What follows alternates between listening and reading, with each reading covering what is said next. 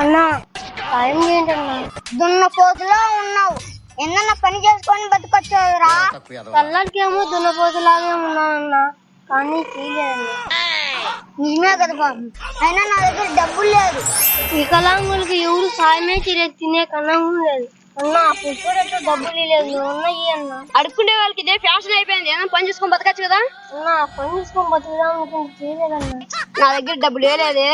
సమాజం నిజం చెప్తే ఎవరు నమ్మరు. ఈ రోజు నేను ఆగిలితే ఏమైపోతానో ఏమో అన్నా. అప్పుడు తోడు పక్కడు ఎలాగో డబ్బులు లేదు, నువ్వన్నా అలా సాయం చేయన్నా.